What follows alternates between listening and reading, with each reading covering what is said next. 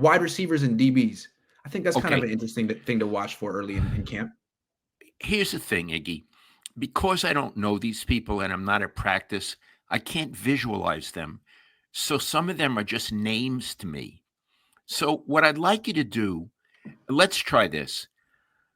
How many wide receivers are they going to start the season with?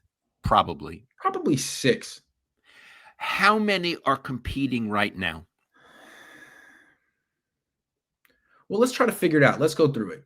Brandon Ayuk's one of them, but he could start the season on like the pup list and not So necessarily we count. don't even count him. We Let's don't put him count to him. the side. We're not going to count him. Juwan Jennings, unless this calf injury is something worse, he'll be 1. Ricky Pearsall will come back eventually. He'll be 2. Jacob Cowing is going to make the team they drafted him last year. That's 3. Demarcus Robinson, they signed him this offseason. He's having a good camp. 4. Jordan Watkins, they drafted him this offseason. 5. So those are the 5. And then when Ayuk comes back, that's the 6. But there will be a 6th who's on the team probably until Ayuk comes back, unless they want to have like an extra player somewhere else. So there is one extra spot at wide receiver. It could go to Terrell Owens' kid. It could go to the last pick of the draft they had, the kick returner, Junior Bergen from Montana. Or it could go to the 6'4" undrafted free agent who ran a 4.4 named Isaiah Nayor. Good athlete, but didn't produce much in college. That's sort of the competition. I have some questions. Mm-hmm. Among the people you named, and we're putting Ayuk aside, is any of them a number 1 receiver? No. Why? As good as Juwan Jennings is, he seems like a number 2. He's really tough. He blocks. He gets a few yards after the catch, but he's not fast, and no one's really scared of Juwan Jennings. He's a great complimentary receiver. Okay. Anyone else qualify for number 1 like Pearsall? He's a first-round pick, so he's sort of expected to be that, but he hasn't even shown that he can stay healthy long enough. He's had 100-yard game in his career. Well, he has a lot to prove in that department. We'll see. I feel like he has as good of a chance to become a number 1 receiver as their rookie this year, Jordan Watkins. Jordan Watkins at least is healthy and practicing, which is promising, playing with the starters. Who is their speed receiver? I guess it's supposed to be Ayuk, although he wasn't that fast before he went down, and now he's going to be slower. Yeah, so he doesn't count in the conversation. Among the others, Ricky ran a 4.4 at the combine. It could be him. It could be Watkins. Watkins ran a 4.3, or Cowing, but Cowing is 5'8". They don't seem that enthusiastic about him. Because he's too short for what? I don't know. He's really I guess they feel he's too small to be like a starting wide receiver for them, that he's kind of like a specialty number 3 receiver, and they don't use those type of formations very much. I see. There's one more guy, the new guy, Demarcus Robinson. He's a vet. He's like 31, and they got him from the Rams. He's having a pretty good camp. He's been out there every day. He's a pro. He makes good catches. I mean, I haven't really seen anyone shut him down yet. He's not really super fast, but he looks like another solid number 2, number 3 receiver. Okay. So what we're saying is they have a bunch of very good number 2 receivers. They have a bunch of very good number 2 receivers, which is not ideal, but I think there's the idea is that like maybe George Kittle and Christian McCaffrey are supposed to be your number 1 receivers, I guess, unconventionally. I got it. Yeah. Especially McCaffrey. Yeah. He's a wonderful player when he's right. And part of it is, boy, is he a great receiver. Even, I was going to say, for running backs, for receivers, he's really that good. So he's, in a sense, their speed receiver. I think at this stage of his career, he's probably a better receiver than he is a runner, but we'll see. But Iggy, they don't have anybody like that kid the Rams have. Puka Nacua or Devontae Adams, no. To me, it seems like what they have is like defenses are always going to be so scared and focused on Kittle and McCaffrey in terms of coverage that Jennings isn't a 1, or Pearsall isn't a number 1, but they're not going to be the focus of the coverage. So they'll have one-on-one opportunities that they should be open. They could produce. Okay. Devontae Adams, he's the one who went to Pally High. Yeah. He's really good. It's really good. And that Puka Nacua is really good. And also, Iggy, he's tough. He's really tough. And I think they're a good complement to each other because as good as Puka Nacua is, he doesn't score a lot of touchdowns because he's the kind of guy you throw it to and he breaks tackles and gets yards after the catch. He's like a much better version of Deebo Samuel. But Devontae Adams is the kind of guy where you put him on the edge of your formation and he'll just beat the corner over the top and score a touchdown. Like he will catch a lot of touchdown passes in the red zone one-on-one. It's nice weapon to have. Niners don't really have that. Okay, so here's what I'm getting at. The Niners have a very good collection of receivers. Mm-hmm.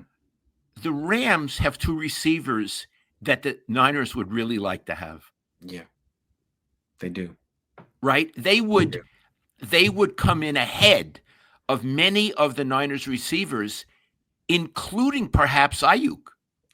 Absolutely. I mean, Ayuk's he's 27 years old. Puka Nacua is like 24.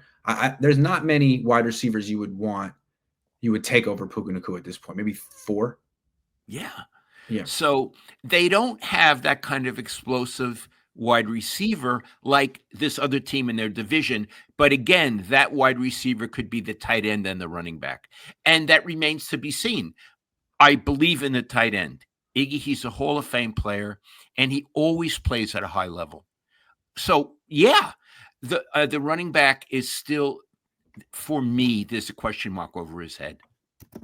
The problem with Kittle is that he's almost 32, and they don't throw him the ball a lot.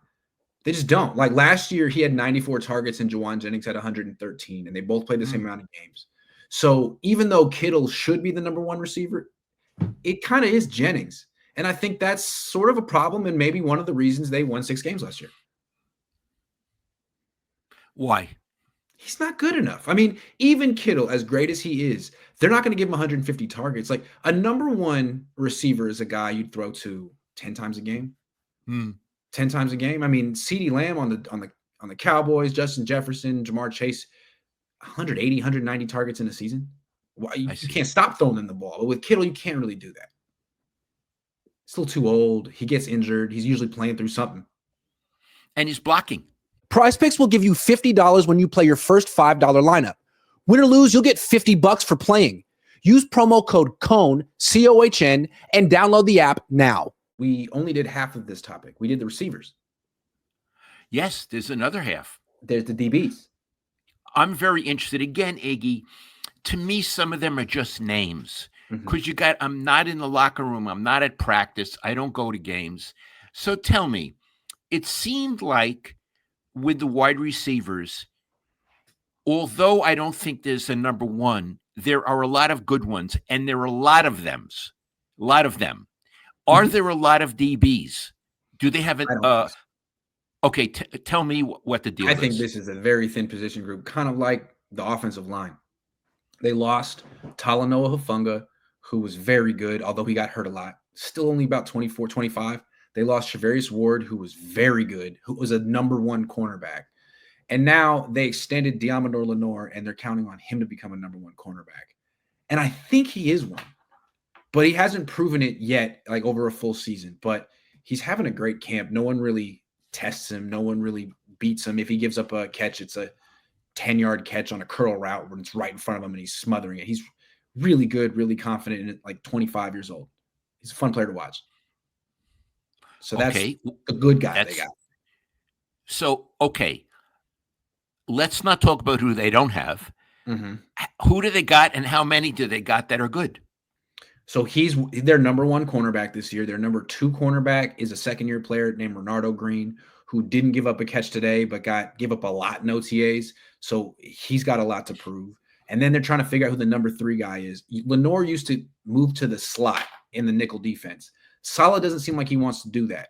They're keeping him on the outside for now, and they're experimenting with this veteran they got from the Seahawks named Trey Brown and a rookie they drafted in round 3 who's 5'8.5", named Upton Stout.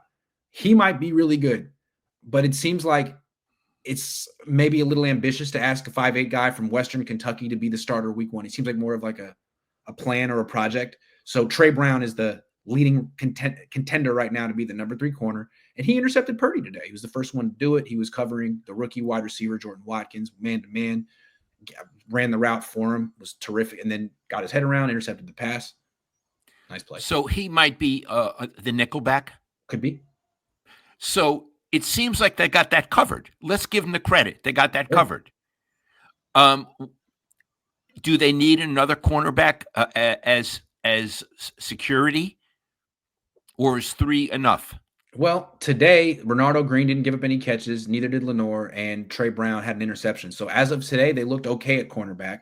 Jalen Ramsey and Jair Alexander, 2 vets, are both available. So if the Niners felt they needed a guy, they could get a guy, but we'll see what happens tomorrow. Okay, what about their safeties? Yeah, so they lost Afunga. They had Mustafa. He's out for a while. He'll come back. They also have Jair Brown, but he had an ankle procedure. He's out until training camp. So the starters should be Brown and Mustafa. In the meantime, the starters have been Jason Pinnock and Richie Grant, 2 guys they signed this offseason, 2 guys who've been starters in the past. Grant was a starter on the Falcons, but not last year, and Pinnock was a starter the last 2 years for the Giants. They signed for really cheap. I mean, there wasn't a big market for either one. And in the first OTA, they both gave up they were just giving up long passes down the middle. And it's like, God, these guys are clueless and lost. But it was the first practice. Now, 2 weeks later, they're in minicamp. Pinnock has an interception today, playing deep center field. Purdy just uncorks a long pass, almost blind, and Pinnock's waiting for it. And then earlier in the practice, Richie, there's one of those, those dig routes over the middle, the square in where the wide receiver runs 12 routes and then cuts like a 90-degree angle over the middle to catch that pass. Well, if it had been a real game, Richie Grant would have destroyed him. But it's practice, and he runs up, stops, doesn't touch him, but made the point.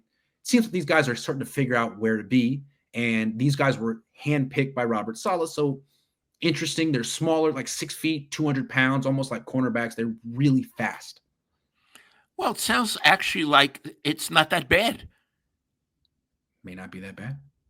Because you had used the word thin, but it doesn't sound that thin. Well, they intercepted Brock Purdy 3 times today, so maybe they're better than I thought.